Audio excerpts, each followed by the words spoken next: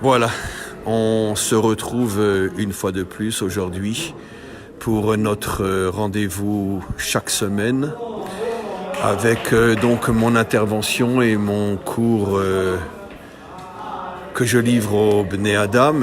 Et aujourd'hui, je vous réserve une surprise parce que je suis à Hebron. Une fois de plus, je vais régulièrement à Hebron, l'endroit où se trouvent les pères et les mères fondateurs d'Israël, et pas seulement les pères et les mères fondateurs d'Israël, puisque comme on le sait, se trouve ici à Hebron aussi Adam et Chava, donc finalement les fondateurs non seulement de l'humanité tout entière, Adam et Chava, mais aussi, comme je viens de le dire, les fondateurs d'Israël, les pères et les mères d'Israël. Et donc voilà, on fait juste un petit tour comme ça dans l'endroit, et on va juste interroger un ami à moi qui est un Français, il faut dire bonjour.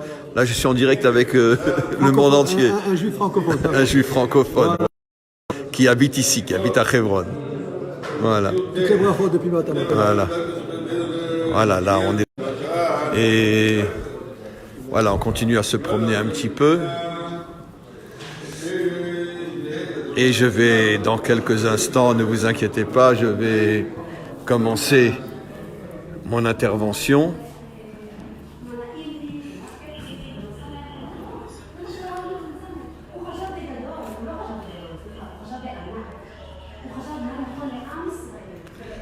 On va aller dehors pour voir un petit peu. Ça, c'est une partie de la ville de Hebron. Je ne sais pas si vous voyez bien, parce que bon, le soir tombe déjà maintenant. Vous voyez, on a notre peuple avec toutes ces différences. Ici, un juif très orthodoxe, et là, terre qui garde son peuple. C'est ça la beauté de ce peuple, c'est qu'il y a tellement de différences. On passe d'une extrême à l'autre et il faut juste trouver le juste milieu. En tous les cas, on est arrivé aujourd'hui à la tribu que l'on appelle Netzach. On a déjà parlé de plusieurs attributs, si je ne me trompe pas, non je suis sûr. La semaine dernière, on a parlé de la tribu de Tiferet, c'est-à-dire l'équilibre, la synthèse entre les contraires. Et aujourd'hui, on arrive à un nouvel attribut qui est la tribu de Netzach.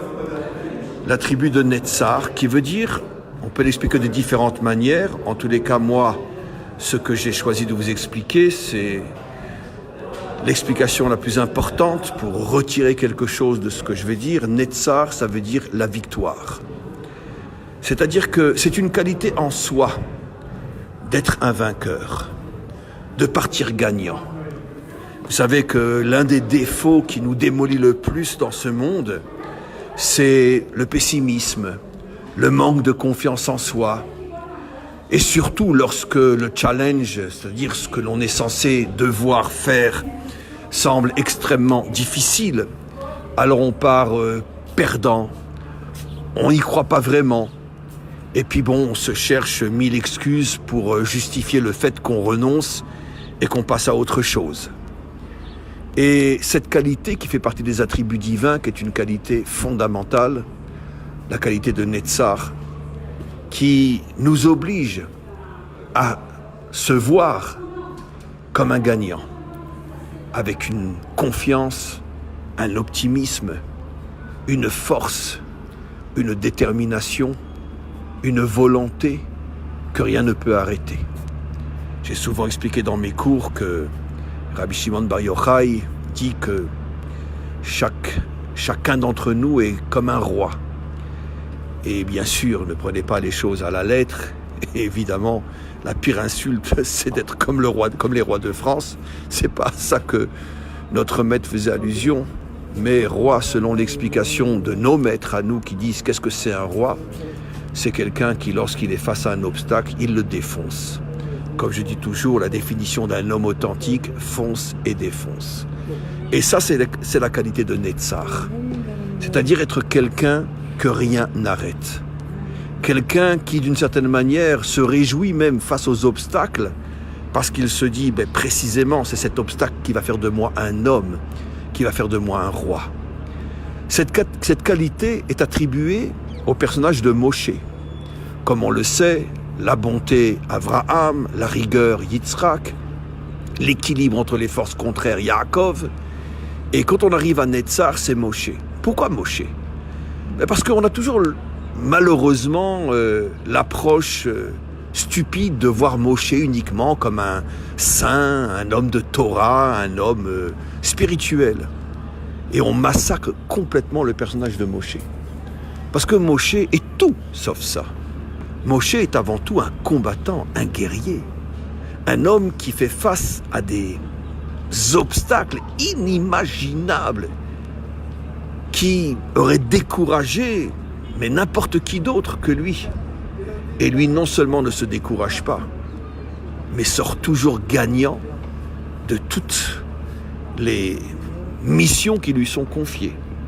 La première de toutes, sortir tout un peuple d'Égypte à l'époque de Pharaon, vous imaginez, même pas dans nos rêves. Même sortir un seul prisonnier de l'Égypte à cette époque-là, même pas dans nos rêves. Ici, il s'agit de sortir des centaines de milliers d'hommes, de femmes et d'enfants, d'affronter Pharaon, avec tout ce que j'ai déjà expliqué dans mes cours. C'était quoi le Pharaon de l'époque?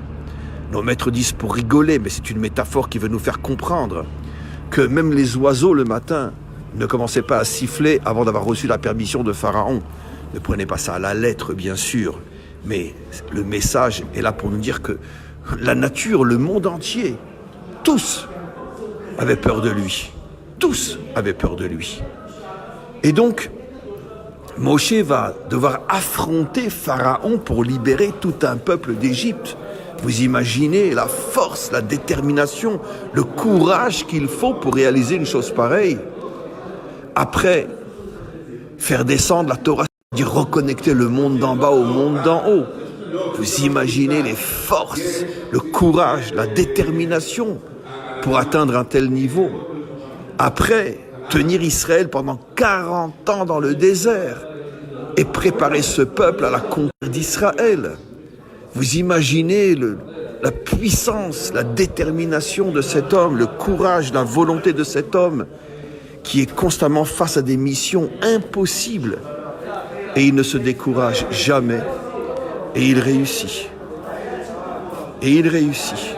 Et finalement, toutes les missions que le maître du monde lui a confiées, il les réussit toutes. C'est la raison pour laquelle cet attribut Netzar est donc celui de Moshe, parce qu'il aura été le premier et peut-être le seul de tous les hommes de notre peuple à être confronté à de telles difficultés et ne jamais renoncer, ne jamais baisser les bras et toujours sortir victorieux. Cette qualité, bien sûr, nous concerne, sinon on n'en parlerait pas.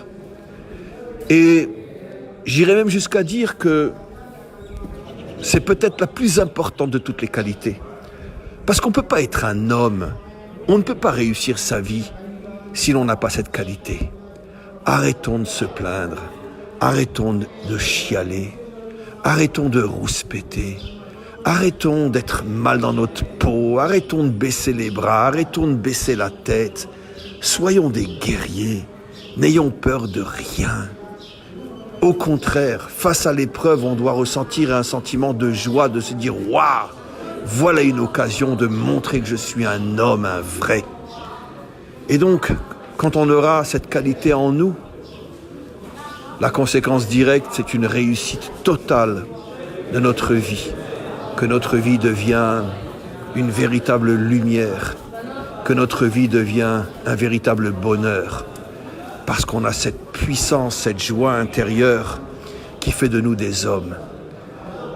J'espère que ce court message rentrera très profondément dans chacun d'entre nous et que l'on soit capable de changer, de se voir véritablement comme quelqu'un qui gagne et qui gagnera, et de ne plus jamais, jamais baisser les bras. Amen. V'chen yeh ratzon.